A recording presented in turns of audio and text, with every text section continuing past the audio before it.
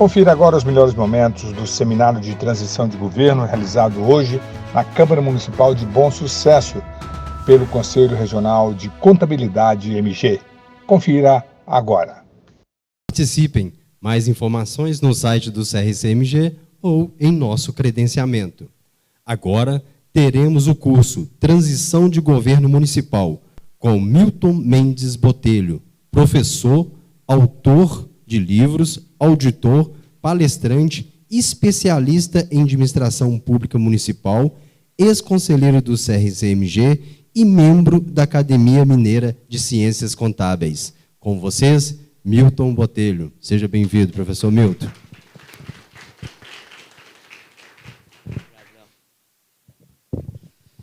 Bom dia a todos. Conceição, em seu nome e nome do professor Oscar, que são os conselheiros aqui presentes, eu quero dizer que estou muito feliz em voltar ao CRC, que é a casa onde eu me permaneci há alguns anos, e dividir com vocês um CD, onde nós tivemos alguns avanços em relação à contabilidade aplicada ao setor público. Bom, aos demais colegas que aqui estão, eu gostaria de passar o dia com vocês, trocando opiniões, trocando ideias.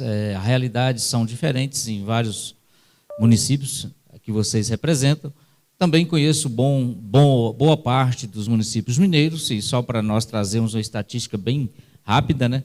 Minas Gerais tem 667 municípios, por aí, aproximadamente isso aí, que tem população menos de 20 mil habitantes. São nesses municípios que a gente enfrenta a realidade da transição de governo mais acirrada, onde parece que as pessoas não separam a questão política da questão técnica. E aí é onde o técnico começa a manifestar.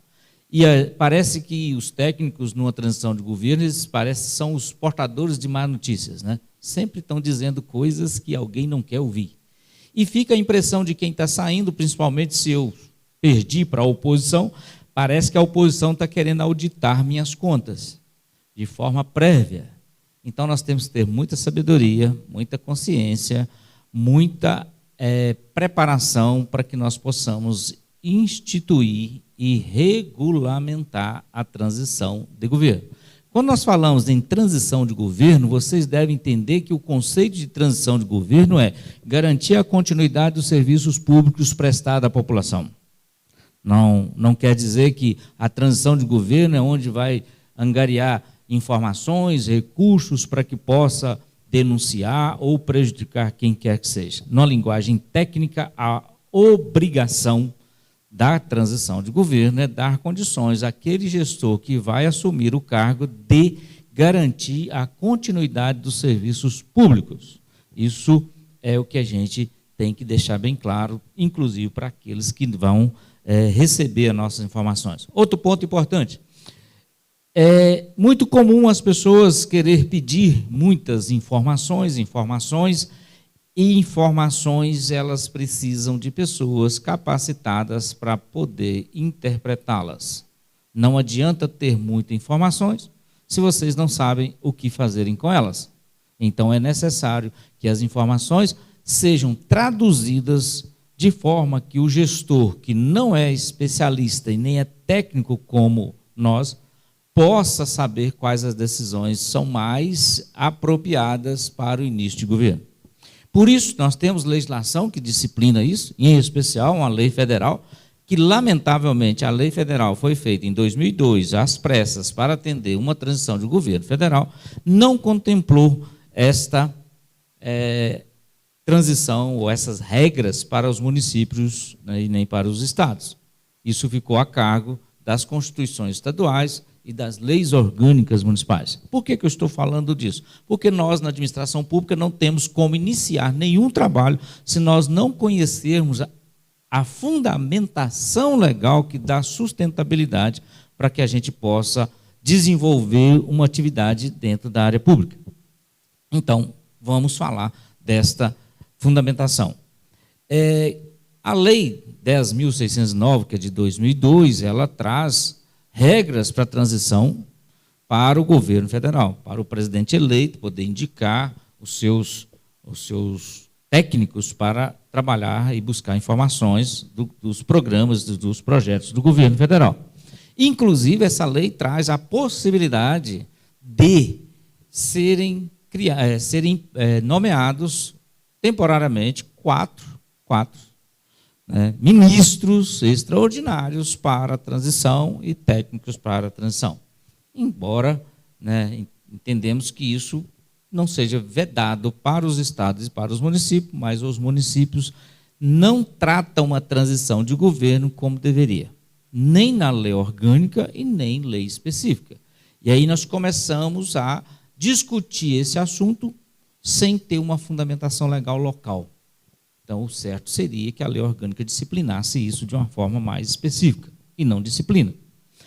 Aí começamos, então, a invocar o chamado princípio da simetria, que é um princípio jurídico utilizado para aplicar uma regra,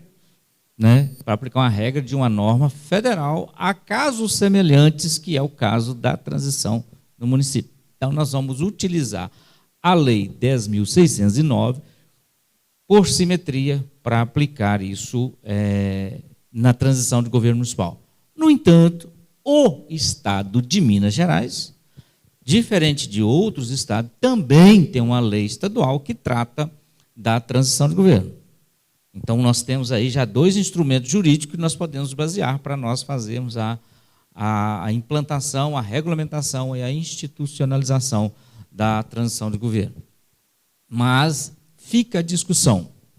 Quem pode fazer parte da comissão de transição? Quem é o responsável para coordenar a comissão de transição? Quem tem poder legal para requisitar informações do gestor atual para levar isso para o gestor seguinte? Então, fica essas dúvidas e muitas vezes existe a negativa do gestor atual em regulamentar e designar pessoas para trabalhar na comissão de transição. Então, é isso que nós vamos tentar discutir com vocês aqui, dentro da realidade de cada um, para que vocês possam levar isso para os órgãos de vocês. Material, vocês estão recebendo uma proposta. O que é uma proposta? Uma proposta, vamos imaginar que eu sou o prefeito eleito e eu vou fazer uma proposta de transição para o meu opositor. Eu trabalho sempre com essa possibilidade. Tem 2 coisas na administração pública nós temos que ter em mente sempre para trabalhar. Primeiro, você como profissional da contabilidade aplicado ao setor público, você sempre trabalha com a segurança de que o seu pior inimigo vai te auditar no ano seguinte. Então, faz prova de tudo que você registra. Até porque a contabilidade ela não pode entrar nessa seara política, ela não pode entrar nessa seara, só faço porque é meu companheiro. Não. Uma das principais funções, acho que um dos princípios estruturadores da contabilidade aplicada ao setor público é registrar os atos e fatos contábeis mediante comprovação. Então, a contabilidade tem esse papel. Não adianta me mandar uma mensagem para eu lançar no balanço um determinado valor por causa disso ou aquilo. Não tem essa possibilidade. A contabilidade tem que fazer prova de todos os registros que ela faz. A gente chama assim, fato gerador. O fato gerador da contabilidade pública, ele é lícito ou ilícito? Não é o caso do contador questionar. Ele tem que ter prova de que o fato ocorreu e ele tem que registrar. Mas ele tem a obrigação de dizer se aquilo é legal ou ilegal. Por isso, a própria Constituição Federal, não é nenhuma lei infraconstitucional, ela traz a obrigatoriedade da fiscalização contábil. Olha só, a fiscalização contábil nos órgãos públicos é feita primária pelo órgão de controle interno. Se você pegar o caput do artigo 70 da Constituição e for interpretar o que ele está dizendo, você vai ver lá. Fiscalização contábil. Ponto. As 2 palavras que lá tem. Fiscalização contábil. Então, quem fiscaliza a contabilidade na administração pública é o órgão de controle interno. Não é o tribunal. Então, isso precisa ficar claro, porque o tribunal, o Ministério Público e a sociedade têm o papel de fiscalização, e a Câmara de Vereadores, a Assembleia Legislativa e o Congresso Federal têm o papel de fiscalização externa. Então, nada pode ir para a fiscalização externa se não passar primeiro pela fiscalização interna. Essa é a regra. E aí, o caput do artigo 70 da Constituição, ele é bem amplo em relação a isso. Ele diz: fiscalização contábil, orçamentária, financeira, patrimonial e operacional. Ou seja, sobrou nada. Sobrou nada. Quem fiscaliza isso? O órgão de controle. E aí nós temos outras regras, né, como o órgão de controle vai fazer, como é que ele desenvolve isso. E aí eu trago 2 dispositivos. Aí, contador da área pública, a gente fala da área pública para a gente não repetir, nós mineiros não gostamos muito de ficar falando muito extenso, né? A gente gosta sempre de abreviar as coisas. Na contabilidade, a gente não fala contabilidade pública, é contabilidade aplicada ao setor público. E aqui nós temos uma contadora geral do Estado. Pensa na autoridade de contabilidade aplicada ao setor público, aqui está, Conceição. Né? Admira Conceição, há muitos anos que nós convivemos, né? E eu falo que eu tenho 2 mulheres na área pública que eu sou fã delas, Conceição e Luci, não sei se vocês conhecem. São pessoas que a gente, quando ouve, a gente sabe que está falando com segurança e com propriedade. E não está simplesmente querendo encantar alguém, né? Então, a contabilidade aplicada ao setor público, que a gente chama de CASP, mineiro fala CASP, né? Fica parecendo caspa de cabelo, coisa assim, né? Não, mas a contabilidade aplicada ao setor público, quem atua na contabilidade aplicada ao setor público, obrigatoriamente tem que estar familiarizados com alguns termos jurídicos, porque nós trabalhamos o tempo todo baseado em normas. Então, quando a gente fala dispositivos, a gente fala alguns conceitos jurídicos, isso faz parte do nosso dia a dia. Né? Talvez a gente fala pouco sobre patrimônio líquido, né? Essas coisas que nós falamos de superávit financeiro, superávit orçamentário, metas fiscais, resultado primário, resultado nominal, né? Tudo isso, créditos adicionais, tudo isso são termos que a gente utiliza. E nada disso existe se não tiver um ato jurídico que institui. Então, antes de qualquer coisa na contabilidade aplicada ao setor público, busque a fonte legal que dá amparo àquilo que nós vamos fazer.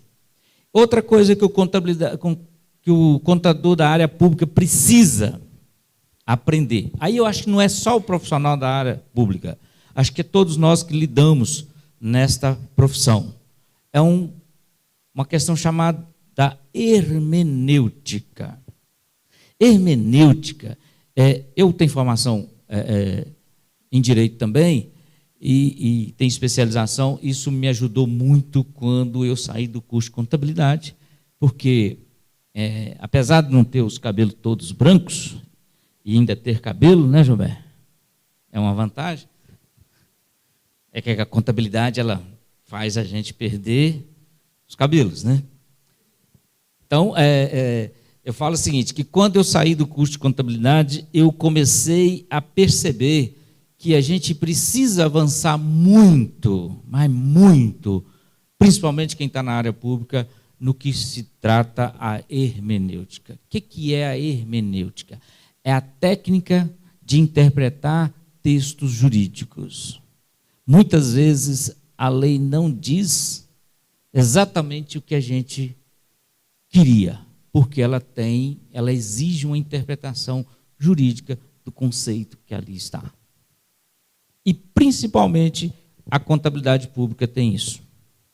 Tem isso. E eu vou mostrar para vocês, em algum determinado momento, essa interpretação dessas normas. Então, o que nós vamos fazer aqui? Eu vou começar com vocês aqui, obviamente, não poderia ser diferente, começar com vocês sobre por que eu estou trazendo para vocês não uma apostila, não os formulários de uma transição de governo. Porque o primeiro passo de uma transição de governo é o prefeito eleito provocar, obviamente, a atual gestão para instituir, tá, e regulamentar a transição de governo. Seja ela em qual país for, em qual município for, em qual estado for. Então, nós precisamos de quê? Nós precisamos saber como é que vai ser proposto.